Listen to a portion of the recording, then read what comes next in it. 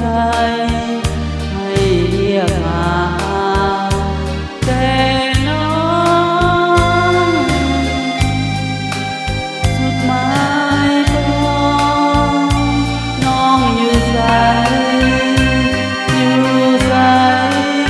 หรืออยู่ใส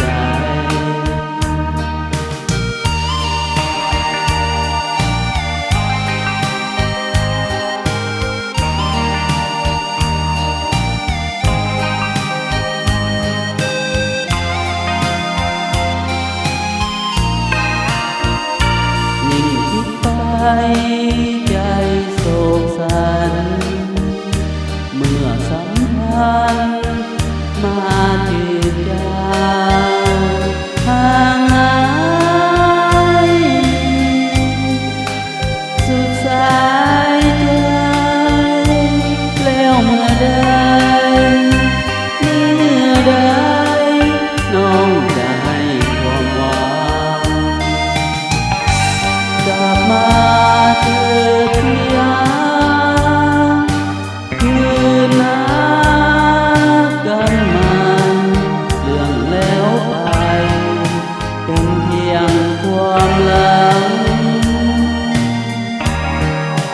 ไอ้ยังรักน้องอย่างเคยมีเมื่อใดน้องกับมันผูกสัมพันธ์มันดังเคยไอ้จะขอมีแต่หาถ้าน้องบ่ให้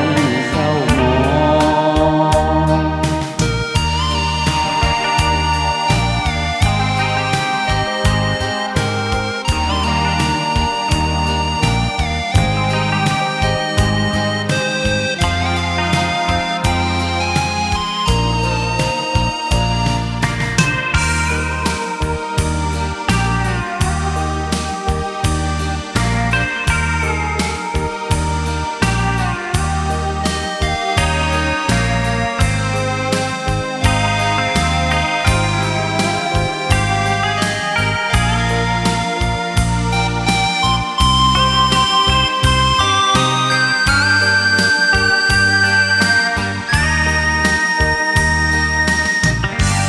กลับมาเธอ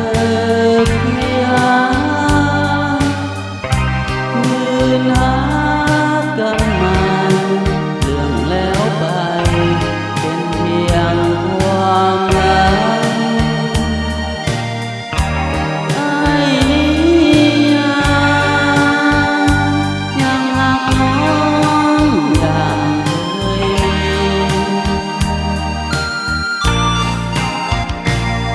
เมื่อใดน้องกับมันผูกสัมพันธ์